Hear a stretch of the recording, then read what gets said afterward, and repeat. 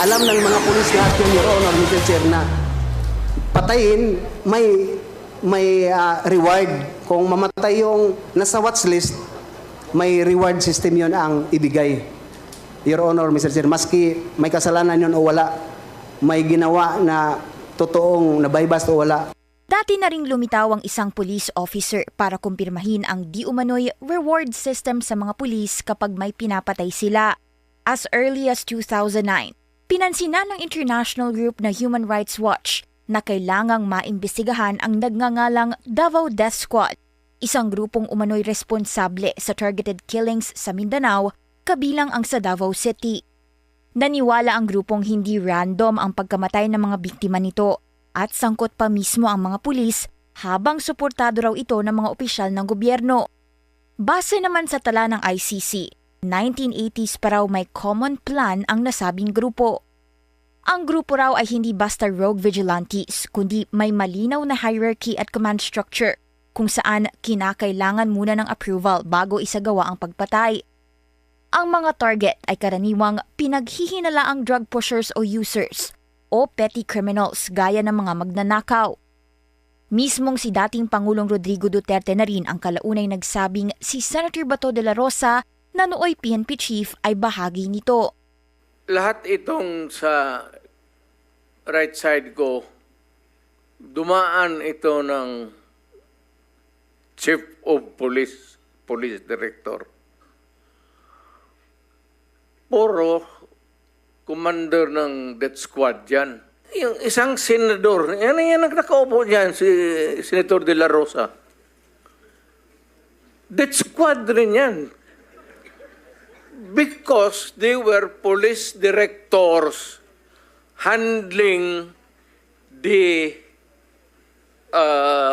controlling crimes in the city.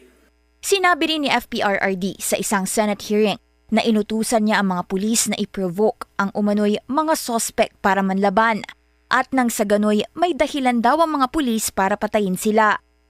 Pero sa ilang mga panayam, itinanggi ni De La Rosa ang pagiging bahagi ng Davao Death Squad. Habang sigo, muli naman hinalungkat ng netizens ang video niyang ito na naghahayag din umano ng reward system.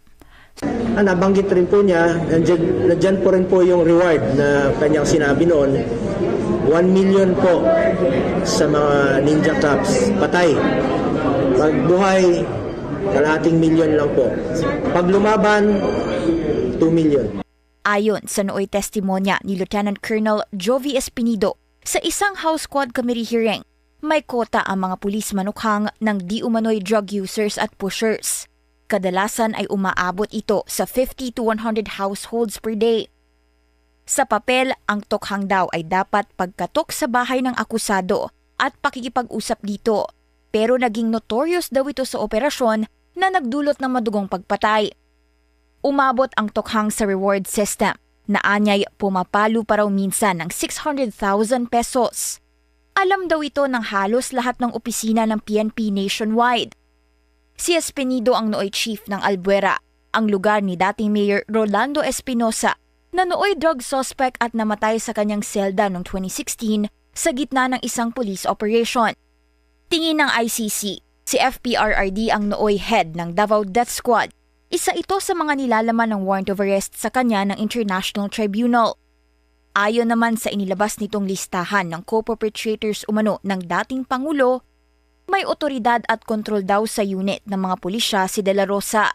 Si Senator Bongo naman na malapit na aide ni Duterte, may papel daw sa koordinasyon sa pagitan ng dating Pangulo at ng mga opisyal na sangkot sa operasyon. Mariin nang pinabulaanan ni Go ang anyay unfair at walang basihang aligasyon na co-perpetrator siya ng dating Pangulo.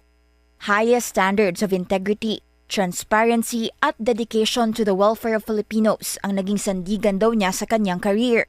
Hindi rin daw niya hahayaan ang baseless accusations na ito para hindi niya gawin ang kanyang mga responsibilidad bilang senador.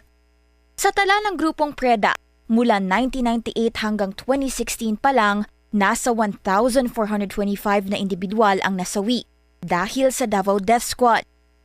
Humigit kumulang 6,000 naman daw ang nasawi sa EJK mula 2016, ayon sa tala ng human rights groups.